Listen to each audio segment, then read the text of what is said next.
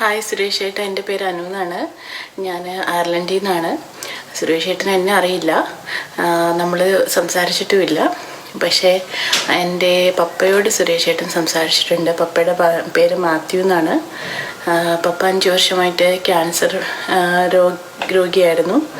അപ്പോൾ ട്രീറ്റ്മെൻറ്റുകൾക്കെല്ലാം ശേഷം 2020 ഓഗസ്റ്റിലാണ് പപ്പയുടെ പാലിയേറ്റീവ് കെയറിലേക്ക് ഇനി മാറണം, വേറെ ട്രീറ്റ്മെൻ്റ് ഒന്നും ഇനി അവൈലബിൾ അല്ല എന്ന് പറഞ്ഞു.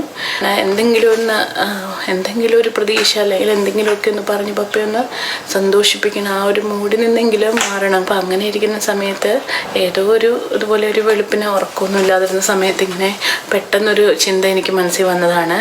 പപ്പയ്ക്ക് സിനിമ എന്ന് പറയുന്നത് ഭയങ്കര ഇഷ്ടമാണ്. സുരേഷ് ഏട്ടൻ്റെ വലിയൊരു ഫാനുമായിരുന്നു പപ്പ. സൈലൻ്റ് അല്ലെങ്കിൽ സോഫ്റ്റ് സ്പോക്കൺ ആയിട്ടുള്ള ഒരാളായിരുന്നു. എന്നിട്ട് പോലും സുരേഷ് ഏട്ടൻ്റെ കമ്മീഷണർ പോലെയുള്ള സിനിമകളൊക്കെ എന്ന് വെച്ച് കഴിഞ്ഞാൽ പപ്പ എത്ര പ്രാവശ്യം കണ്ടിട്ടുണ്ടെന്ന് പോലും അറിയില്ല, അതുപോലെ ഇഷ്ടമായിരുന്നു. ഒരു ഫാൻസ് അസോസിയേഷനിൽ ബന്ധപ്പെട്ടു, ഒരു വലിയ കാര്യങ്ങളെല്ലാം പറഞ്ഞുകൊണ്ടൊരു മെസ്സേജാണ് അയച്ചത്. അപ്പോൾ അർജുൻ എന്ന് പറയുന്ന ഫാൻ അസോസിയേഷൻ സെക്രട്ടറിയാണ് എന്നെ അപ്പോൾ തന്നെ കോണ്ടാക്ട് ചെയ്തു. സുരേഷ് ഏട്ടൻ അന്ന് ഡൽഹിയിലായിരുന്നു. വീഡിയോ കോള് ചെയ്ത് പപ്പയോട് സംസാരിച്ചു. അപ്പം ഇങ്ങനെ ഒരു കാര്യത്തെക്കുറിച്ചൊന്നും ഞാൻ പറഞ്ഞതും ഉണ്ടായിരുന്നില്ല. വല്ലാത്ത ഷോക്ക് എന്നല്ല, ഭയങ്കരമായിട്ട് സർപ്രൈസ്ഡ് ആയിരുന്നു പപ്പ. ഭയങ്കര അധികം സന്തോഷമായി, ഞാൻ ഇപ്പോഴും ഓർക്കുന്നുണ്ട്. അത് കഴിഞ്ഞ് വീട്ടിലേക്ക് ഫോൺ വിളിച്ചു കഴിഞ്ഞപ്പോൾ അതുവരെ സംസാരിച്ച ആളെ ആയിരുന്നില്ല. ഭയങ്കര അധികം സന്തോഷമായിരുന്നു. പപ്പയ്ക്ക് നല്ലൊരു ആത്മവിശ്വാസം വാക്കുകളിൽ കൂടെ ഒക്കെ പകർന്നു കൊടുത്തായിരുന്നു. പ്രാർത്ഥിക്കാമെന്ന് പറഞ്ഞു. അങ്ങനെ 2021 ജനുവരി 20 പപ്പ ഞങ്ങളെ വിട്ടുപോയി. ഇങ്ങനെ ഒരു ചെറിയ സന്തോഷം അല്ലേ പപ്പയ്ക്ക്, ഇങ്ങനെ ആ ഒരു സമയത്ത് ആ ഒരു ചെറിയൊരു സന്തോഷം പകർന്നു തരാൻ പറ്റിയതിൽ ഒത്തിരി നന്ദിയുണ്ട്, ഒത്തിരി നന്ദി.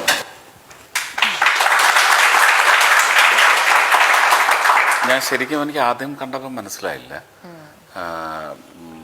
ശരിക്കും പറഞ്ഞാൽ ആ ഫോട്ടോയിൽ കാണുന്ന ഒരു രൂപത്തിലല്ലെന്ന് തോന്നുന്നു. ഞാൻ പാലിയേറ്റീവ് കെയറിലുണ്ടായിരുന്ന സമയത്ത് വീഡിയോ കോളിൽ കണ്ടത്.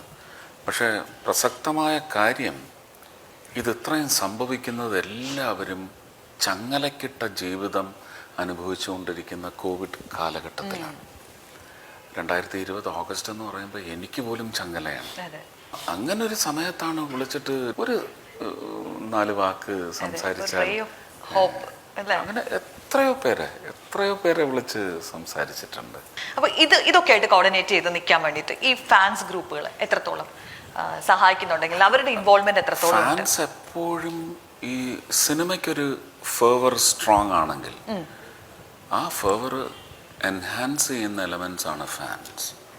പക്ഷെ ഞാൻ എപ്പോഴും വെറുക്കുന്നത് ഒരു ആളുടെ ഫാൻസിനിടയിലെ തന്നെ വിള്ളലുകൾ. മത്സരമാവാം, വിള്ളലുകൾ. മത്സരത്തിൽ തോൽക്കുന്നു എന്ന് കാണുമ്പോൾ അടിച്ചമർത്താനുള്ള ശ്രമം.